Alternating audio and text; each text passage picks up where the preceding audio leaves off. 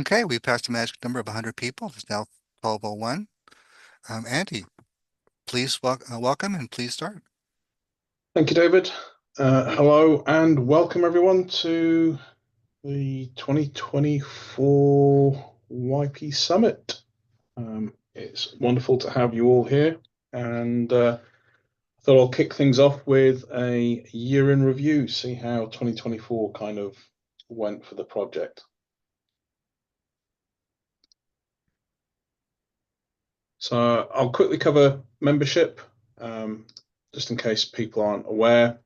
So these are the logos of all our current members. New platinum member this year was Boeing. Delighted to have them join. They've been quite active on the board, which has been great to see. Garmin have been a member for a while now, but they wanted it to be somewhat under the radar, so to speak.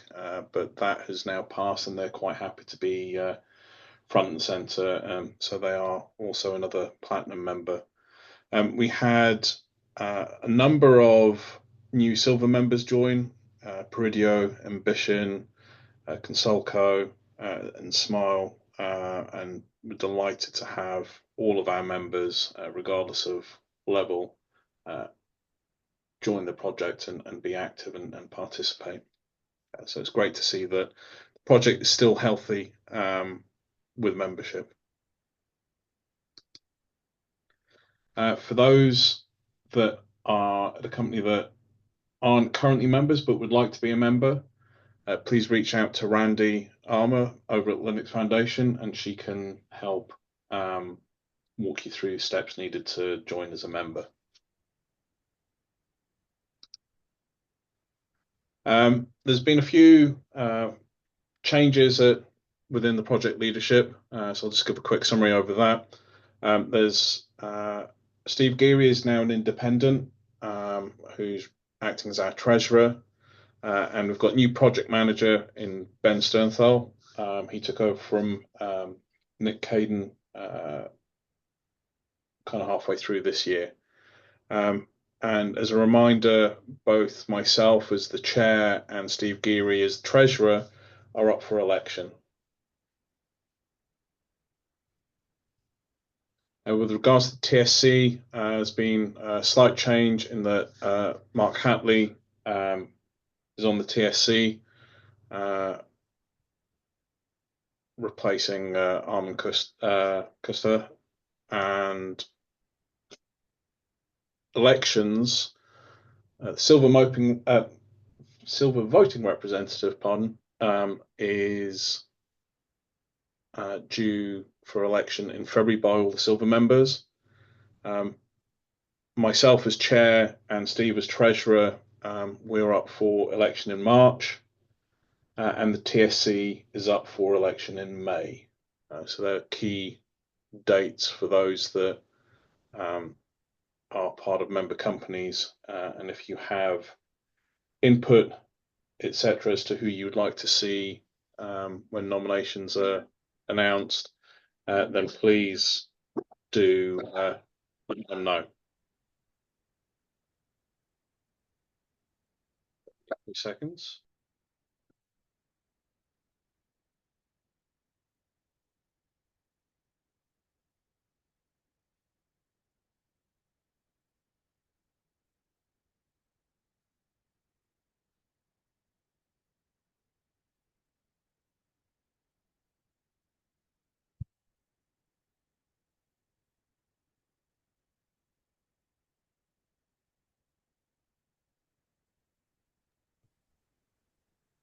Apologies for that. Joys of working from home.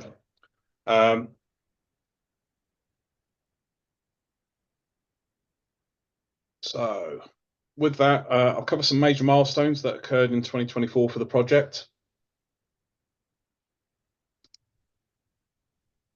We had the Scarf Gap release, 5.0 release. And with that, that brought a new LTS version, and SPX3 is out of the box by default. We completed all the Sovereign Tech Fund funded projects, which is great to see. And just as a reminder, that's patch set, core workflow, the security side of things, Meta OE, Toaster, VS Code, or the plugin for VS Code, should I say. Some project tooling, the foundations for the binary distro and layer setup. Another item that was completed this year is the layer index update. It's been modernized now, so that should be much easier to maintain moving forward. Another key item that was recently completed is the AutoBuilder migration. The project infrastructure was predominantly in a colo in Portland, and we've now migrated all of that over to a hosted service from Hetzner. None of that would have been possible without the Herculean efforts of Michael Halstead. So I'd just like to say a huge thanks to him for all his hard work. He's been working many a late night, early morning, being on the West Coast US and dealing with Central Europe has not been the easiest at times for Michael, but he's managed to pull through and delivered the goods, so that's great to see. And we've also kicked off a project to try and eliminate single point of failure from a staffing perspective. It's not trying to eliminate any staff. I've not hired any hitmen or women. This is literally just trying to ensure that we have some technical continuity from a staffing perspective and allow the likes of Richard to be able to take vacation, etc. Hopefully that will be completed the first half of next year. So from a community perspective, we're continuing to work with other projects. There's an initiative ongoing with Linux Foundation Research Group. Megan and I have some discussions with LF Research later today to see how we can actually progress things forward, and hopefully you'll see things coming out of LF Research's reports very soon. The Yocto project was present at a number of events in 24. That's Slave Open in the UK, Embedded World in Germany, Open Source Summit in Seattle, and in Vienna alongside with Plumbers.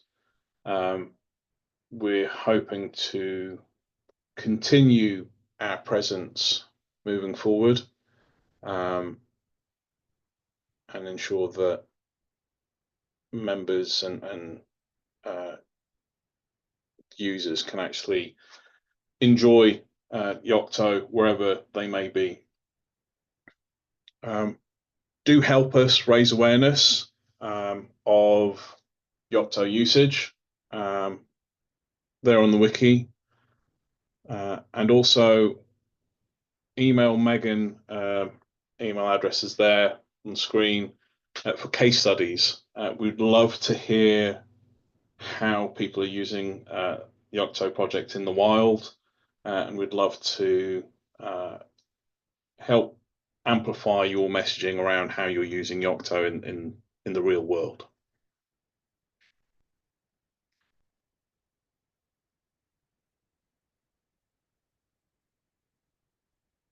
So looking ahead at 2025 and beyond, so kind of the next 12 to 18 months, looking at major refresh of the Yocto Project Compatible initiative. We're hopefully going to have that completed in the first quarter of 2025. It might slip a little bit, but we're trying to ensure that version 3 is a complete and utter refresh of the program and is easier to engage with. One of the things that has been an issue in 2024, and we're looking at ways of how can we resolve that moving forward, and this is where we're talking to other projects, people like OpenSSF, etc., is resolving the NVD situation with regards to CVE. There's been a huge backlog with regards to CVEs, primarily down to NVD's staffing situation and funding. There was a pause for some time, and we weren't able to actually get any details on vulnerabilities, etc., from NVD. That has been temporarily resolved, but we're looking at ensuring that this situation doesn't happen again. As a result of them coming back online, we've seen a huge increase in reports of kernel CVEs. It's not that the kernel has become more vulnerable, it's that people are reporting more on the kernel. Quite often, the kernel will patch vulnerabilities before a CVE is issued, but many OS vendors, etc., desire CVEs to be able to kind of show some, return on investment as to why customers are paying them a fortune for support. Also moving forward, we're starting to prep for the next long-term supported version, so that's due to come out in 2026. So there's things like bit-bait config fragment support, as well as layer setup tooling. There's a number of other things that are going to be coming down the line, but they're two of the big items for the next LTS. And with that, that is my whirlwind look back at 2024. And moving forward for 2025, I hope that we go from strength to strength. We have every reason to do so, and I'm delighted with the engagement from the community.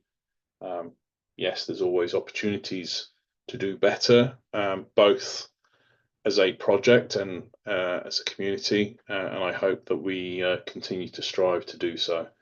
So thank you, everyone, and I hope you have a wonderful couple of days at the YP Summit.